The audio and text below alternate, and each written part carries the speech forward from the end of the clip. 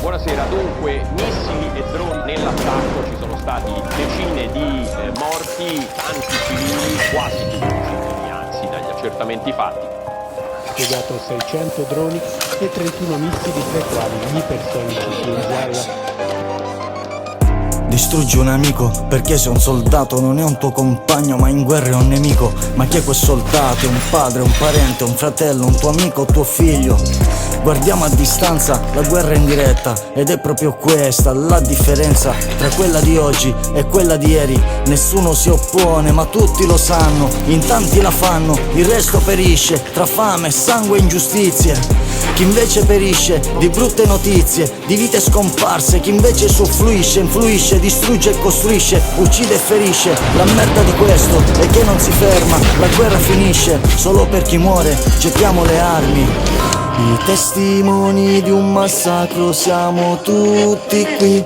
Non sei innocente ma presente, non nasconderti. Siamo la causa, siamo tutti dei colpevoli. Siamo fedeli a dei pastori come pecore. Unità Alfa, qui Unità Alfa. Dove cazzo siete? Ho bisogno di soccorsi. Dove cazzo siete? Se ieri con spade e bastoni, oggi con bombe e con droni. Non siamo fondamentali, ma danni collaterali. Votiamo per chi ci condanna, per chi scatena l'inferno. Viviamo per tutto questo, ma tu non ti rendi conto.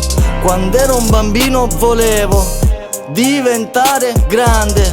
Adesso che sono grande, voglio tornare un bambino che non capiva tanto, sparava con un fucile, pallottole di spugna ai soldatini. I testimoni di un massacro siamo tutti qui. Non sei innocente ma presente, non nasconderti.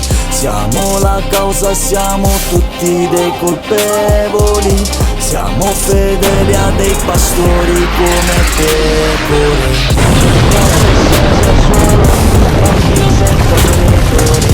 Torturati, schiavizzati ed uccisi.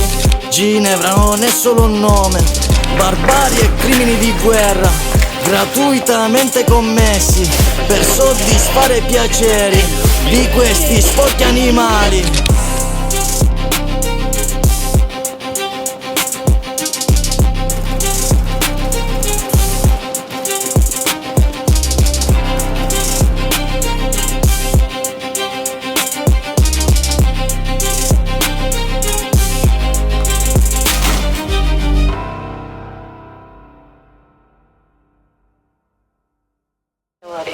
I testimoni di un massacro siamo tutti qui.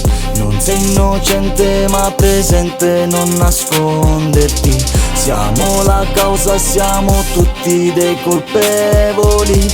Siamo fedeli a dei pastori come pecore.